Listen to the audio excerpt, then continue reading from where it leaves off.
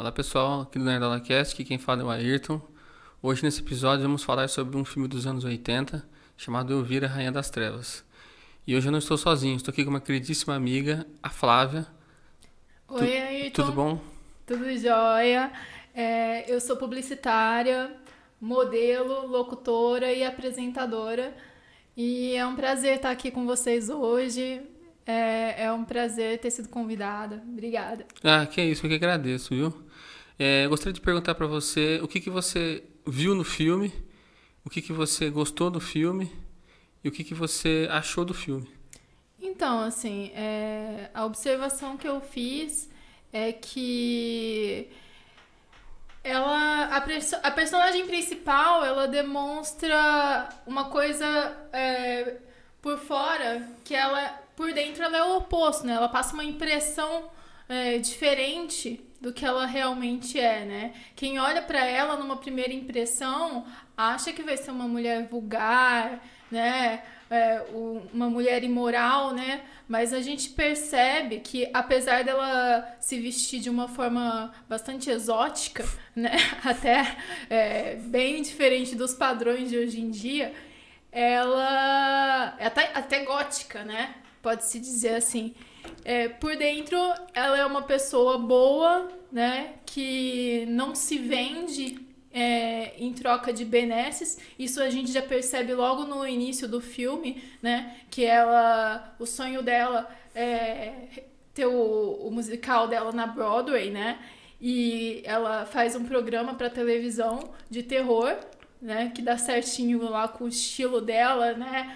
Toda vestida de preto e tal. E aí o estúdio lá troca de dono e o novo dono chega para ela já querendo se aproveitar, né, da situação, né, para tirar proveito dela, e ela não leva desaforo para casa, não. Ela não deixou o cara tirar proveito dela por conta disso, não se vendeu por conta do interesse que ela tinha em continuar fazendo o programa, né? E botou o cara na linha no lugar dele. E é uma coisa que eu valorizo muito. E a gente percebe no decorrer do filme que esse tipo de situação acontece por diversas vezes. Vários personagens do filme, em situações diferentes, tentam tirar proveito dela, achando que por ela ter uma forma de se vestir mais exótica, mostrando mais o corpo, que ela ia se entregar, assim, para qualquer um que chegasse, né, tentando tirar proveito, né, com essa roupa decotada, né, a fenda grande na perna, né, mas não, em todas as vezes ela tem um posicionamento firme e coloca os caras realmente no lugar deles. A gente nota que o único cara que ela teve um comportamento diferente foi o cara que ela realmente gostou, se interessou no filme, que foi o cara que ela quis, né? Que ela queria namorar, né? Que ela ficou gostando. Então, as pessoas tinham uma impressão errada do que ela realmente é, né? Tirando uma impressão à primeira vista só pelo que estavam vendo, né? Entendi. E qual que é a sua cena favorita?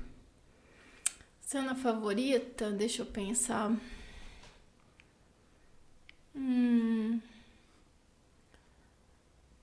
Eu acho que eu vou te entregar a cena favorita até o final do podcast, porque eu não pensei ainda sobre isso, mas eu prometo que eu te respondo essa até o final. Beleza. A minha cena favorita é aquela cena que ela explode que ela explode o posto de gasolina.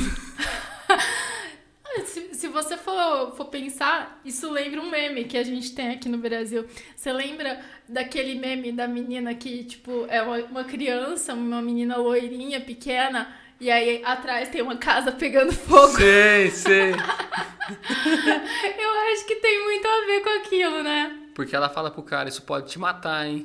Não, e ela demonstrou preocupação com ele, né? O que aconteceu ali não foi intencional, né? Mas acabou acontecendo. Alguma cena te incomodou? Sim. A parte do final. Eu achei bem pesada. Você achou? Eu achei, assim, tanto a parte do tio dela, né? Que enquanto ele fez a caveira dela pra cidade, né? Porque, tipo, já não gostavam dela tipo, por causa de moralismo, de ter a impressão errada sobre ela, né? Então eles queriam colocar ela pra correr, o pessoal da cidade, né? Esse era o interesse deles. Sim. E o interesse do tio era outro, era colocar a mão no livro de magias da tia dela, né? Que é o nome da minha mãe. E aí ele inventou, né, que ela era uma bruxa, coisa que ela não era, apesar daquele vestuário gótico, ela não era bruxa, né, ele inventou, e aí ele espalhou pra cidade inteira que ela era, né, e aí a briga dela com ele, eu achei bem pesada, porque, tipo, dava pra perceber que realmente ele era satanista, né?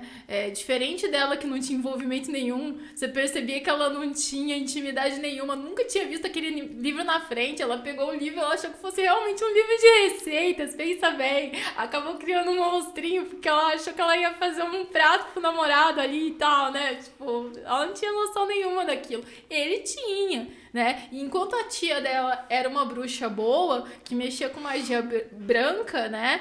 Ele não, ele mexia com magia negra, ele era do mal, né? Então, assim, eu acho que a cena do final ali, do embate dele com ela, né? E tipo, cortando o braço dele, aquelas coisas, assim, e ele com aquela cara de mal, assim, tem uma energia mais pesada, né? E o show também que ela fez no final, eu acho que a cena com os capetinhas ali de vermelho, chifrudinhos também, eu achei meio pesado também, assim. Entendi. Não, porque quem faz o tio dela é o Vincent Price, que era um ator naquela época que fazia muito filme de terror. Ele aceitou o convite da Elvira para fazer o filme, por isso que ele faz o vilão. Uhum. E esse ator, infelizmente, se eu não me engano, ele já é falecido. Mas ele era conhecido nos filmes da Hammer, que era uma produtora de filmes B nos anos 70.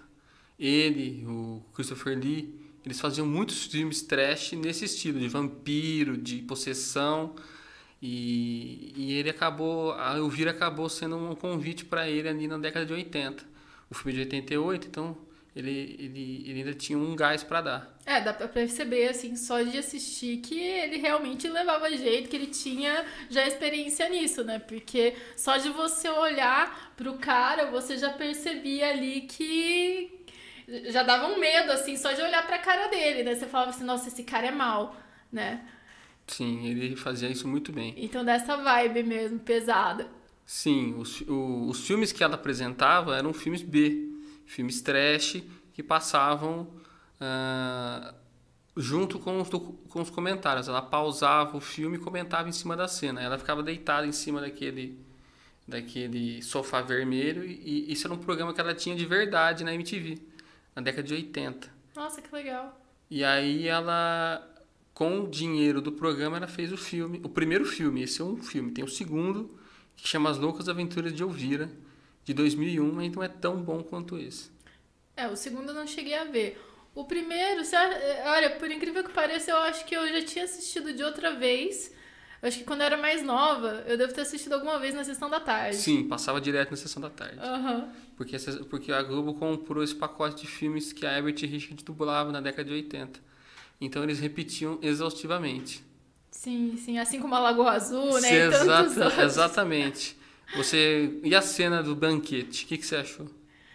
Eu achei bem interessante, porque aquela cidade, né, era cheia de pessoas, assim, moralistas, né? Que pregavam a moral, mas, na verdade, eles não tinham essa moral toda, né? Uma pessoa que se dispõe a queimar uma pessoa viva não é uma atitude nada moral, né? Não. É maldade, é ruindade, Sim. né?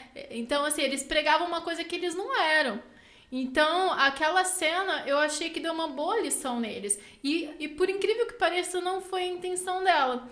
Eu percebi nos detalhes ali, né, que a receita pro prato que ela fez, né, foi uma receita que ela queria fazer uma coisa, tipo, pra dar um susto neles, e acabou acontecendo outra, porque ela mudou um ingrediente. Eu acho que tinha algum ingrediente da receita do livro que ela não tinha em casa, e aí ela acabou trocando por outra coisa e deu naquilo. Então, ao invés de dar alguma coisa pra dar um sustinho neles, acabou virando aquele prato que eles adoraram, né? Tipo, comeram de lamber os beiços, disputaram até o final do prato ali e de repente um começou a partir pra cima do outro ali, né? Um querendo agarrar o outro, né? Então, o moralismo, né, que eles sempre pregaram pra cima dela, criticando ela, eles acabaram fazendo muito pior. Sim, eu percebi. Quando eu vi o filme pela primeira vez, eu fiquei assustado. Eu vi com 14 anos, na sessão da tarde, em 2004, na casa da minha tia. E eu fiquei, assim, embasbacado. Eu não tinha visto uma mulher daquele jeito, vestida daquele jeito, assim. E isso me assustou bastante. Assim, eu nunca tinha visto nada parecido com isso. E essa cena do banquete também me deixou muito confuso, porque eu não entendia por que as pessoas estavam fazendo aquilo se elas pregavam ao contrário. Porque elas estavam agindo daquela forma. Exatamente. Né? E a aparência dela realmente é bem exótica, né? É bem fora dos padrões, né, da nossa vida real, do nosso cotidiano, né? Então, dá um baque a gente ver uma pessoa vestida assim. Se a gente vê uma pessoa hoje em dia, né, no meio da rua, vestida daquela forma, a gente vai falar, nossa, o que acontece, né? Pra onde que ela tá indo? Eu tenho certeza que quando eu tava vindo pra cá, que eu tava na rua, como eu tô vestida mais ou menos, né, como ela, em homenagem ao filme, as pessoas devem ter, por mais que elas não tenham me julgado, né, elas devem, na cabeça delas, ter pensado, nossa, pra onde que essa moça tá indo? Né, que ela tá vestida dessa forma. Porque como não é algo dentro do contexto do que a gente vive hoje, eu acho que é mais intuitivo que alguém que veja vá pensar, ela deve estar indo para algum evento, para algum lugar, para alguma atividade que seja relacionada com essa vestimenta. Agora, no caso do filme, foi um contexto diferente. Ela trabalhava com essa vestimenta e também usava dessa vestimenta no dia a dia dela. E a gente vê mais pro final do filme que ela nasceu dessa forma, ela já nasceu diferente, né? Sim, isso é nítido e notório. Quando você assiste o filme pela primeira vez, você toma um susto. Uhum. E o que é interessante também é que depois desse filme... Aliás, a Elvira era um personagem muito mais antigo, como eu havia falado, que ela tinha um programa na MTV, mas ela também apareceu nos quadrinhos da DC, fazendo crossover com o Drácula, com o Lobisomem. Nossa, que só legal. que nada disso chegou no Brasil. Putz. Por exemplo, o livro de quadrinhos que tinha na Amazon é 150 conto, é muito caro. É muito caro. E ela teria ficado muito mais famosa se tivesse chegado isso pro Brasil, né? Sim, porque aqui, se eu não me engano, é o segundo maior fã-clube dela. A dubladora que dublou a Elvira é viva até hoje. Eu só não lembro o nome dela, mas ela falou que foi uma experiência em tanto dublar ela lá na Herbert Richards na década de 80. E o que é interessante é que esses dubladores das antigas, eles se conhecem todos. Então, geralmente, quando você assiste esse filme, por exemplo, quem dubla o namorado dela é o dublador do Camus de Aquário, do Cavaleiro do Zodíaco. Eu imagino como ela deve ter se sentido, assim. Eu tenho vontade de entrar também pra esse ramo da dublagem. Certo. Eu gosto muito, eu sou formada em locução. Fiz o curso de radialista pelo Senac, tenho DRT de locutora, né? E um dos cursos que eu tenho vontade de fazer é justamente para poder trabalhar com dublagem, curso de dublagem, porque eu acho bem interessante, assim, você dar vida a um personagem, né? Sim, a dublagem no Brasil é uma das melhores do mundo. Você tem que e os dubladores hoje, eles são tratados como estrelas. Eles vão nos eventos de anime, eles vão nos eventos aqui em Ribeirão, em São Paulo.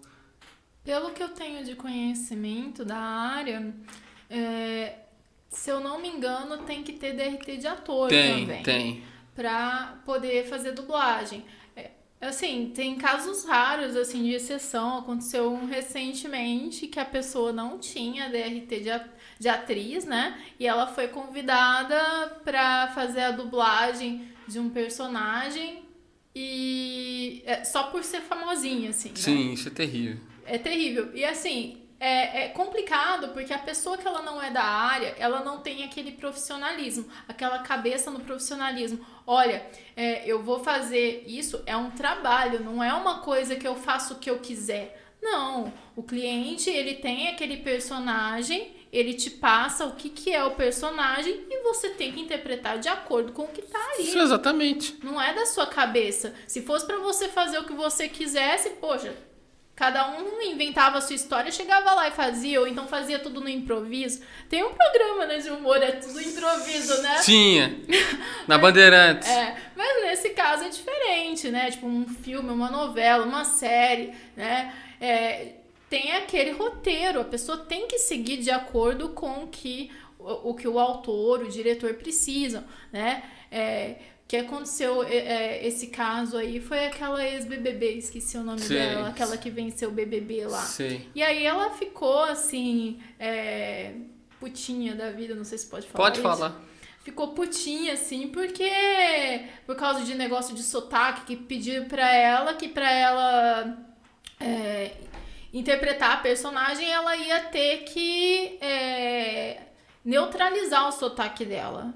E ela se sentiu ofendida com isso. Cara, olha, a gente tá aqui no interior de São Paulo, né, em Ribeirão Preto. Eu não tenho um sotaque forte, mas se eu tivesse aquele sotaque mais forte de interior, se alguém chegasse pra mim e falasse assim, olha, eu acho que você tem que dar uma neutralizada nesse sotaque pra fazer essa personagem, eu ia trabalhar em cima disso numa boa pra fazer de acordo com o que precisasse pra aquele personagem, né? Isso não é uma ofensa, é um papel que a pessoa tá interpretando, né? E ela se sentiu ofendida. Na verdade, assim, eu sinceramente, eu duvido muito que ela tenha de verdade se sentido ofendida. Eu acredito que ela quis lacrar. Ela viu isso como uma oportunidade para lacrar, né? Infelizmente acontece muito nos dias de hoje. Mas é aquela coisa, né? Todo bônus tem um ônus. Sim. O bônus dela, na visão dela, foi lacrar. O ônus dela foi que ela perdeu uma oportunidade de entrar nessa área, né? Que é uma área super legal, né? E adquirir experiência nisso, porque depois de um trabalho vem outro, né? A gente vai pegando experiência e vão vindo mais trabalhos. Ela perdeu uma ótima oportunidade. Então, assim, eu com certeza, no lugar dela, não teria feito mesmo. Eu não teria feito mesmo. Ah, lembrei o nome. É a Juliette, do BBB 21. Essa daí lacrou pra caramba desde que saiu da casa, né? Com certeza. Mas como eu não assisto BBB, eu só vejo algum comentário, alguma coisa pela internet e nem fico lembrando muito de nomes. Mas é essa aí. Bom, nós estamos chegando no fim. Eu vou fazer só os pontos fortes e os pontos fracos do filme. Pontos fortes do filme, pra mim. Mulherio, cheque. Explosão, cheque. Só não tem carro. Eu acho que um ponto forte do filme é justamente o fato dessa lição que passa, né? Pra gente tentar conhecer as pessoas vendo mais pelo que elas são por dentro, né? Tentar visar o interior das pessoas e não olhar tanto pro lado de fora, né? Quando a gente conhecer alguém, tentar não julgar tanto pelas aparências. Por mais que eu pense que a gente deva refletir no lado de fora o que a gente é por dentro, nem todo mundo tem essa consciência, né? De fazer isso. Então, justamente, a gente tem que ter essa consciência que nem todo mundo tem essa noção, então a gente não deve julgar, né? Deve perder esse hábito de julgar as pessoas logo pela primeira impressão. Por mais que seja uma coisa assim que é impulsiva, assim, tipo, é automático, geralmente, das pessoas, né? Julgar na primeira aparência, na primeira impressão, né? Eu acho que a gente tem que se esforçar um pouquinho mais para tentar ver o que as pessoas têm por dentro, né? O que elas têm de bom, como que é a personalidade de cada uma das pessoas, e observar as atitudes delas, os valores que elas têm, né? E que o que tá por fora é só uma casca, né? A gente é muito mais do que isso. Sim, ela fala isso. Eu sou muito mais que um par de pernas. Eu sou muito mais do que um par de peitos e um par de pernas, isso. Né? É isso. Espero que tenha gostado. Eu gostei muito. Pra mim, o filme vence a regra dos 15 anos, dá pra você assistir com qualquer idade, qualquer época. A história universal, eu gostei muito. E é isso. Muito obrigado por você que assistir. A sua melhor cena. Melhor cena?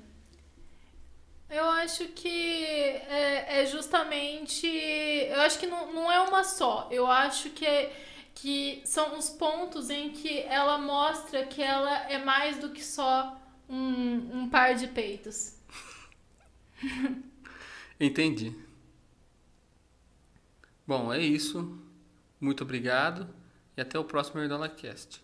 Tchau. Muito obrigado, Flávio. Eu que agradeço.